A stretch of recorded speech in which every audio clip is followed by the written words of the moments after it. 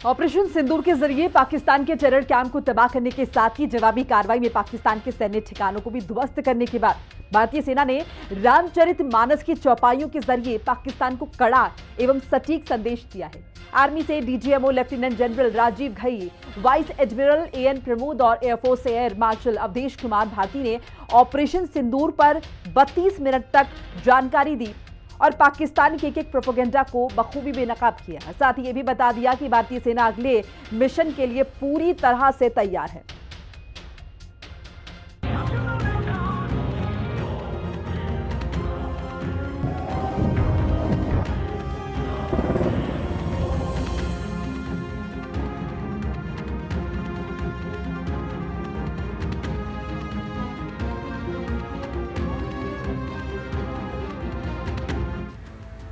याचना नहीं अब रण होगा, एक एक आतंकी मिट्टी में मिलेगा।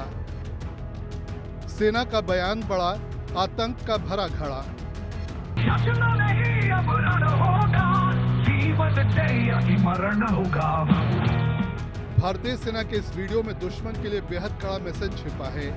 लगातार दूसरे दिन ऑपरेशन सिंदूर की जानकारी देने के लिए जब भारतीय सेना के अधिकारी पहुंचे तो इसकी शुरुआत रामधारी सिंह दिनकर की कविता याचना नहीं अब रण से की गई और भारतीय सेना ने वीडियो में पाकिस्तान का मलबा भी दिखाया। ऑपरेशन सिंदूर के तहत भारत ने पाकिस्तान में मौजूद तमाम आतंकी ठिकानों को निशाना बनाया। इसके बाद पाकिस्तान ने जब भारत पर ड्रोन और मिसाइल अटैक किए तो इसका भी भारत ने मुंहतोड़ जवाब दिया और भारतीय सेना लगातार देश को इस ऑपरेशन के बारे में जानकारी दे रही है।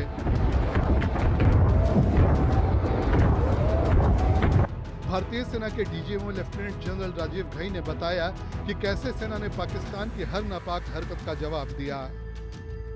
उन्होंने अपनी बातचीत की शुरुआत में ही कहा कि जम्मू कश्मीर और देश के बाकी हिस्सों में पाकिस्तानी आतंकवादियों की तरफ से कई घटनाएं हुई और पिछले कुछ साल में आतंकवादियों की गतिविधियों का स्वरूप बदला है। वो निर्दोष नागरिकों पर हमले कर रहे हैं जो अपना बचाव नहीं कर सकते और पहलगाम तक उनका पाप का घड़ा भर गया। आतंकियों पर हमारे सटीक हमले लाइन ऑफ कंट्रोल और इंटरनेशनल बाउंड्री को पार करे बिना किए गए थे। हमें पूरा अंदेशा था कि पाकिस्तान का वार भी बॉर्डर के उस पार से ही होगा।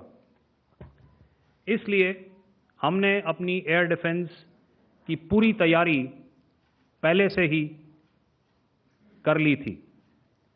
हमारी इन्वेंट्री में शामिल काउंटर मैन्ड एरियल सिस्टम्स,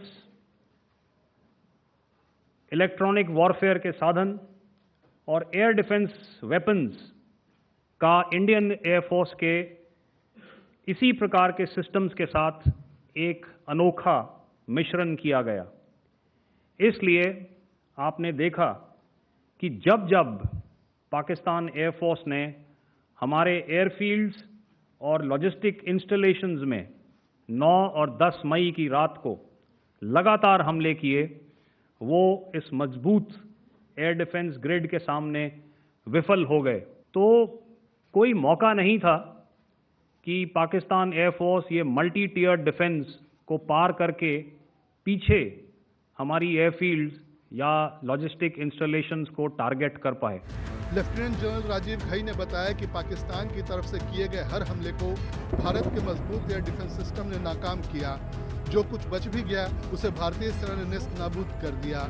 उन्होंने कहा कि हमने बॉर्डर क्रॉस किए बिना ही कार्रवाई की, तो उम्मीद थी कि पाकिस्तान की तरफ से भी इसी तरह की कार्रवाई होगी। इसके लिए हमने अपने एयर डिफेंस की पूरी तैयारी पहले ही कर ली थी।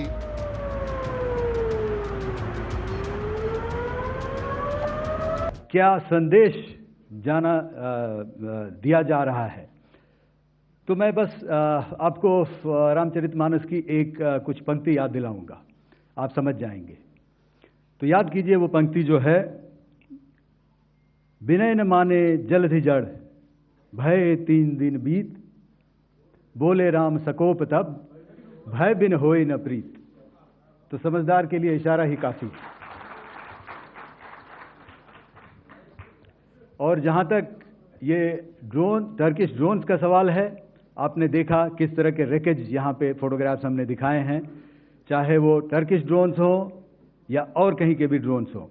हमारे काउंटर यूएस सिस्टम्स, हमारे ट्रेन्ड एयर डिफेंस ऑपरेटर्स पूरी तरह सक्षम हैं और हमारी देश की जो इंडिजिनस कैपेबिलिटी है काउंटर यूएस के लिए, उसने दिखा दिया है कि चाहे किसी भी तरह की टेक्नोलॉजी आ जाए, हम उसको काउंटर करने के लिए तैयार हैं। और मुझे बोलने की ज़्यादा ज़रूरत नहीं है, आपने खुद ही अपनी आंखों से देखा है हमने इनका क्या हश्र किया है।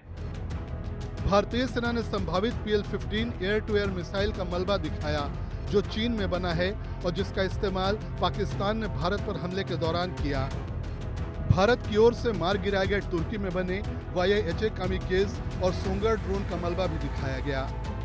वायुसेना के एयर मार्शल अवधेश कुमार भारती ने कहा कि तुर्की का ड्रोन हो या फिर किसी और का ड्रोन या मिसाइल, हमने दिखा दिया है कि किसी भी तरह की टेक्नोलॉजी का सामना करने के लिए हम तैयार हैं।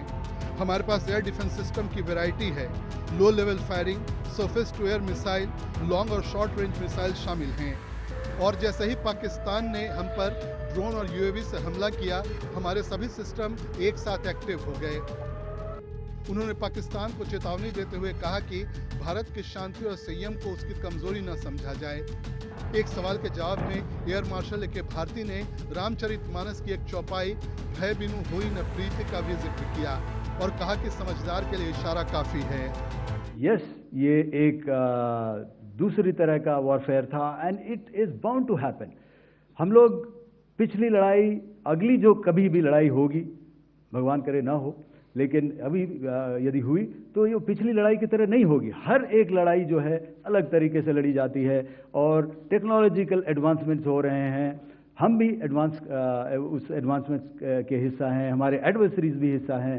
So it is a cat and mouse game and you have to be ahead of the curve to beat your adversary. So that is what is going to happen. So if you ask, was this different? Was this engagement different? Definitely it was different. And a lot of new aspects have come out, but we were prepared for it, we were trained for it, and we were equipped for it. Press briefing में मौजूद vice admiral AN Pramod ने कहा कि हमारे सभी military system operational हैं, पूरी तरह से काम कर रहे हैं और ज़रूरत पड़ी तो इनका इस्तेमाल फिर किया जाएगा।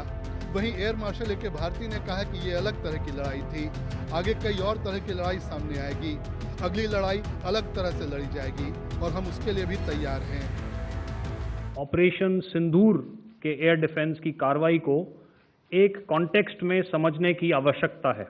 पिछले कुछ सालों में आतंक की गतिविधियों का कैरेक्टर जो है उसमें कुछ बदलाव आ रहा था।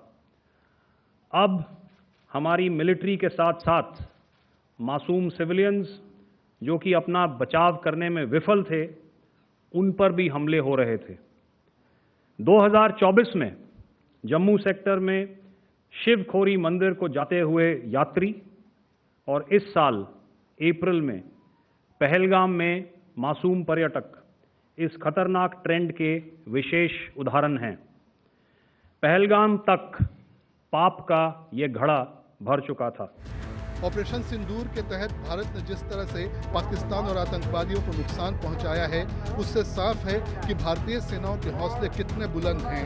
तभी तो सफलता ने उनके कदम चूमे। हिंदी खबर की रिपोर्ट।